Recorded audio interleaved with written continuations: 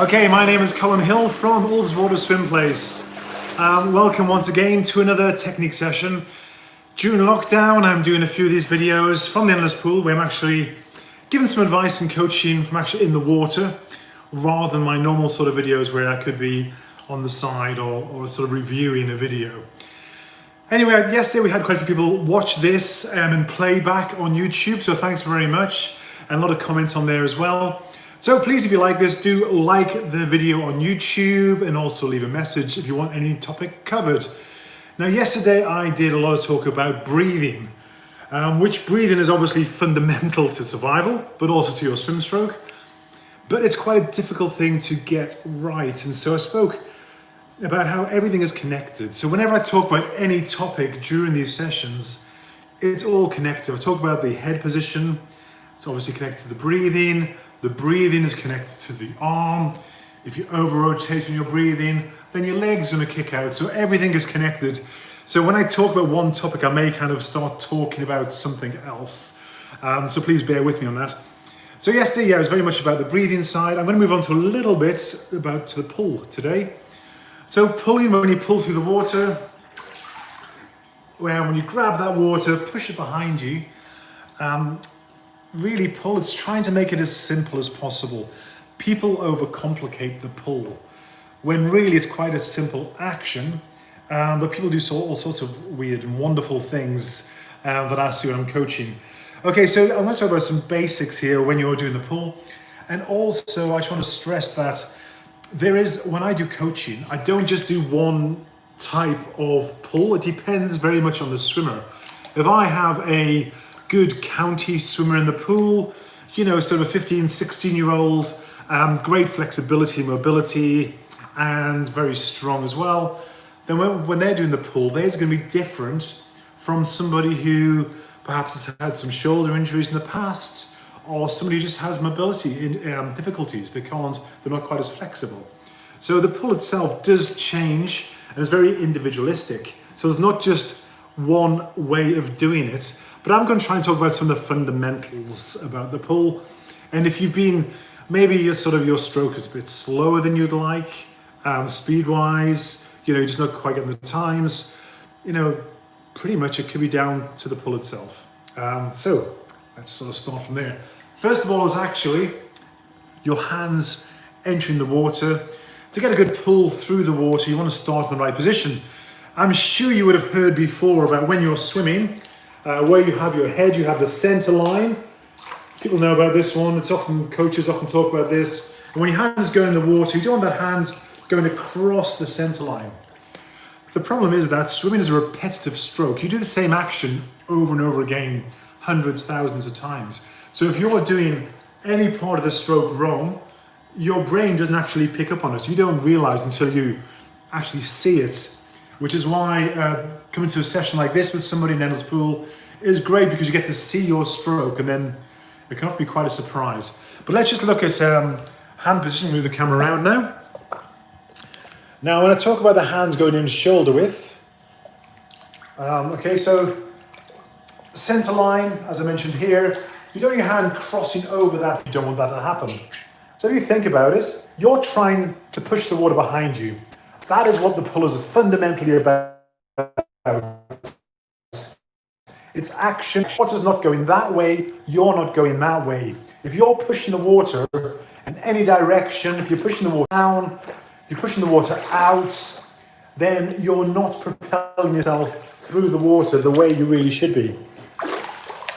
So if your hands, when you're coming into the water, they're crossing over that center line, you've then got to somehow get them out so you can push that water all the way behind you. So your hand's going in, and you're trying to push that water all the way behind. And a little tip here, my thumb will just clip just below my trunk line, my thigh, as it comes out of the water for the recovery. So you want to get a nice long stroke through that water. So if you're going in there, you've got to get it out before you can start to pull on it. Or if you put it in the middle as well, too far in the middle, then people tend to push down on that a bit more rather than pull themselves through the water. I'm just going to do a little float now. So you can do this yourself when you get to the pool, just to really work out where shoulder width is for you.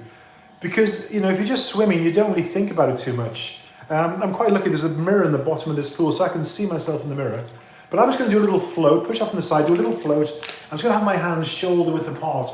And this is what I recommend you just practice yourself. My head's going to be looking down at the bottom.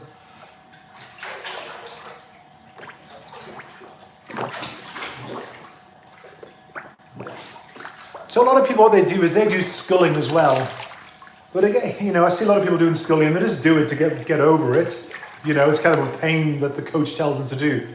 But as I said, shoulder width, push off from the side, a little flush with the legs, and just try and look up a little bit, see where your arms are, make sure they're going in shoulder width.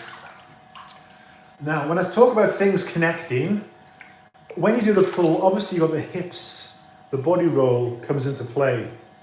I'm going to really focus on the fundamentals of the pull for now, but not forgetting that the hips are used in every single pull.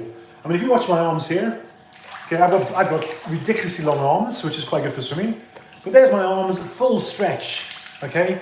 But as soon as I use my hip, okay, I get a much longer stretch there. I'm streamlining a bit more, and I can pick the water out a lot further. So by using the hips, you're going to get a nice long pull as well. And this is really important for us long distance swimmers, Ironman triathletes, that sort of thing. You don't want to have a short, choppy stroke. You want to have a nice long stroke. Every stroke is grabbing the water and you're pushing that water behind you. Okay, so that's what we're talking about when I'm talking about shoulder width. Anybody who's watching as well, any questions, just I'll try and spot it if you ask any questions. So from the hand going in the water, the next thing you want to do is push that water behind you. Now, hand entry into the water, your hand should enter the water roughly between, if my arm's out straight now, again, this nice long arm, my hand should be going into the water pretty much from just past the end of my head, so from my elbow here to my hands. That is where the hand should be entering the water. Should be going in fingers first and going straight in and straight down the water. Again, when I'm teaching kids, the way you do it is you tell them that they're trying to punch a hole with their fingers and the arm follows through the water. What you're trying to stop is either going in right at the extension, because if your hand goes in there, that's when you just end up pushing straight down and really put a lot of strain in that shoulder. If you want to look super smooth on a video, you can bring your hand in nice and early by your head and take it in through the water. You're not going to cause any splash. You're going to look really nice and cool, but it's pretty slow. You've got to get all the way through that water. So sometimes I see swimmers demonstrating their amazing stroke and they're going, you know, in really early and they're not causing any splash at all. Looks great, but to be honest, it's just a very slow stroke. You want to have a compromise between the two. Hand going in front of your head, not the full extension, hand going in from there. Now when your hand goes in the water, the next thing you got to be careful of is these shoulders. Now, as I mentioned, if you watch the elite swimmers, when I'm coaching people who are county swimmers, their hand goes in, it's just below the surface of the water, because you don't want to have your hands above your shoulder at all, because that just puts too much stress on the shoulder. So their hand is just below the shoulder, and that is where they bend their elbow and they're grabbing the water, literally from there, they're grabbing the water and pushing it behind. Now they can do that because, for one thing, they warm up properly, which a lot of us don't do. They do strength and conditioning, and they've built up their swimming over many, many years. I find when people get injuries, it's sometimes they think it's because of their stroke. Often it's because they've gone from doing 2 kilometers 3 times a week, and all of a sudden they're training for the channel and they're going 6 kilometers a day, and there's just so much stress on the shoulders. But anyway, so the hand goes in, it's just below the surface, okay, not right on the surface, just below the surface, and that is where you can bend the elbow and you're going to push that water to the wall behind you. Okay, does the hand entry change in choppy water conditions? Okay, thank you for the comment there. Does it change the comment? Yes. I mean, it does, to be honest. I mean, if you're out in real choppy water, your whole stroke can change because you're really much going with the elements itself. So you tend to have, so you have to have your hands coming out a little bit higher and wider. So if I'm in a pool of flat water conditions, my hands sort of trailing just over the water there and coming in. But when it's choppy, you're just getting your hands knocked all the time. I remember doing a length and Windermere swim, and it was really choppy, and my shoulder was just battered by the end because I was just constantly hitting the water. So that's one thing, your recovery tends to be a little bit higher to get up and over. And you do sometimes sort of time your strokes as well, so you're just catching onto the waves to pull through. Hand entry itself into the water, well, it's just, you just manage the best you can if it's really choppy. You can't really control it too much. You know, you're still trying to get your fingers going in first and getting them under the water so then you can grab the water itself. The main thing there is just not being out of the water and trying to go too far, because again, those choppy conditions, it's just going to mess around with everything. So in that case, yeah, hands a little bit higher recovery than you normally would, and then into the water. You know, when I'm talking about recovery now, I'm talking about the hands coming out and through the water. It's normally high elbow. You don't have your hand above your elbow. That puts too much stress on those shoulders again. All these little things make a huge difference. So you have that elbow nice and loose. That is all, that's recovery. That's coming over, relaxing, and then going into the water shoulder width. Now, once it goes into the water, I'm going to try and show you myself swimming. I'm going to try and see if I can do that underwater in a second. But basics, as I mentioned, I'm trying with my hands. I grab the water, bent elbow, and I'm pushing that water behind me.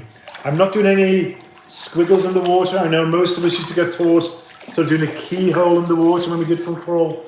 Nowadays, the hand goes in, just nice and straight, bent elbow, and you're pushing that water behind you.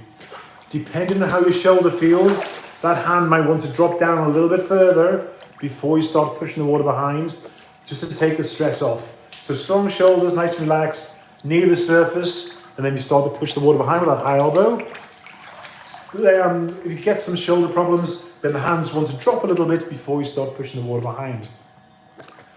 But it really is. These paddles, these are hugely important. You don't want to have your hands tense together like that on long distance swims. I can feel the tension in my forearms by doing that. They can be slightly relaxed. Yeah, so don't be afraid of having your fingers slightly apart. Again, the surface area is just a little bit bigger. You can grab a little bit more water. So hands going in slightly relaxed. Another thing I'm thinking of when I swim is I imagine there's two rails beside me. When my hand goes in the water, this finger points to the bottom. I bend the elbow and I'm pushing along those rails. My hand goes in and pushes behind me. So I'm not going wide. If I go wide, your arms lock straight. That's no good.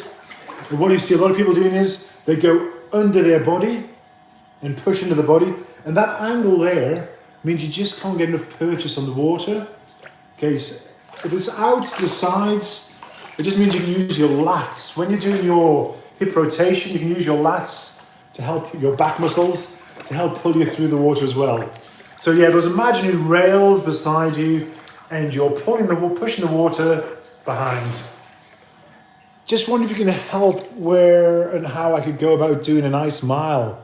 Ooh, this is the time, isn't it great? Water's nice and cold now. It's starting to dip below 5 degrees in most bodies of water. If you're doing a nice mile at the moment, I think it's quite hard right now. If you're in the UK anyway, certainly myself, I know quite a few other people aren't doing nice miles just because of the tier systems and the whole hassle. So I think unfortunately for a lot of places during COVID, I think it's just probably worth putting off till next year, I'm afraid. I don't know anyway. I'm sure somebody can leave some comments below if you know of anybody who is very nice miles. I think generally a lot of people are just kind of putting this year down to training. I'm afraid you can always do sort of, if you're with other people, you can always do sort of a longer swim. But yeah, so I don't know any nice miles. I'm not doing them this year, as I said. Next year will be, but not this year. Okay, going back to the pool. Okay, I'm going to try and show you what I'm doing in the water. This could go horribly wrong. I've set up my iPad here, and I'm going to turn this around. Right, Pretty soon you're going to see me swimming on there underwater, and it's my leg at the moment. And then hopefully you can see my action, my stroke underwater on the iPad. And then I'll come and discuss that. I just want to say as well, before we get going, that I am not the best swimmer in the world. So my stroke is not going to be perfect, but hopefully give you an idea. So what I want you to think about when you see me swim here is looking for that elbow bend. You'll see me catch the water. You will see my wrist move. I do the high catch with the wrist. I will be pushing that water behind me, hopefully long out to the side with a bent elbow and pushing right back. Okay.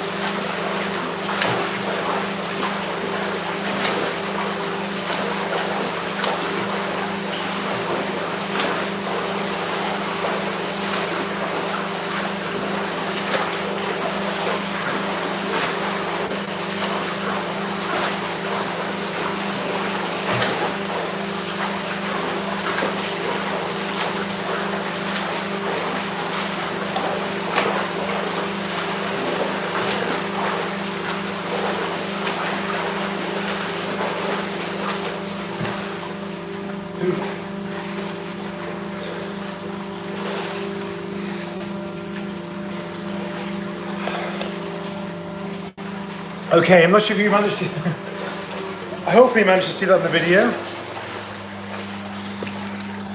It's funny, when you know you're being videoed, you're suddenly very self-conscious about how you're swimming. Okay, so what I was trying to do there is hand going in the water, as I said. Key thing, shoulder width going in. Fingers first. Nice straight arm going in. Hand in the water, and then from that point, my hand's just below the surface. I'm just doing a little catch with my wrist.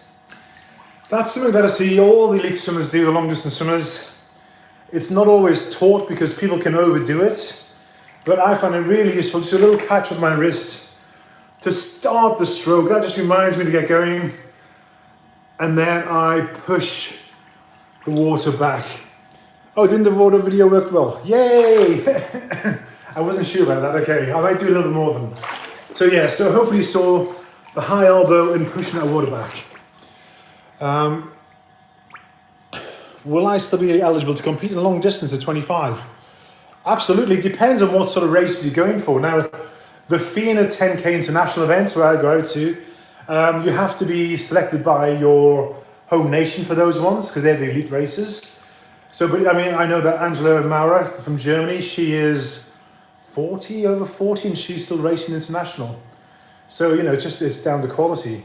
And then obviously you've got all the age group races, so then you're competing in your own age range, which is always very useful. So yeah, 25, no problem at all.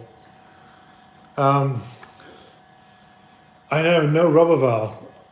That's really sad. I love going out to Canada. Somebody just asked me about rubber valve, which is an amazing place where they do some incredible long distance swim races in Canada. Canada's got some, you know, really good history of races, Lac Saint Jean and Lac Mégantic, so love it out there. Okay, so next thing about the stroke itself is the exit as well. A lot of people, they get to about their hips and then all of a sudden they decide to bring the hand up and out a little bit early. That's what I mentioned before about having the thumb coming down, out, so you're pushing the water back the whole way, and then your thumb just clips your thigh, and then it comes out and back in. Okay, so hopefully that has been a little bit of use to you. Now, it's a lot better if I'm coaching somebody one-on-one because I can see their stroke and I can really work on it and try and get it smoothed out, and we can discuss what kind of swimming they're doing. But just to recap, stroke itself, shoulder width, grabbing the water, and just focus on pushing that water behind you. A lot of triathlon magazines, they really go for this forearm pushing the water. But for me, if you get the high elbow and underwater, your elbow's high, and you push the water behind, you really think about the paddle, then your forearm comes into play anyway. But yeah, just going straight back. I just focus on that back wall. I just think that I'm pushing the water behind me. If I'm in a lake, I'm just pushing that water behind. Every single stroke has to count. On long distance swims, when you're really tired, exhausted, you've got to hold the stroke together. That's all you focus on, is just holding your stroke together. Every stroke's counting, because that's what's going to get you to the end of your challenge. Well, thanks so much for joining me. I'll be posting some more of these videos. As I said, please do like and subscribe. Any questions, pop them down below. And yeah, I'm from Ullswater Swim Place. You can find me in the UK, in the Lake District. And please come along, we've run lots of different sessions. And check out my other videos on this YouTube channel. Right, thanks very much. Take care, everybody, and enjoy your swimming.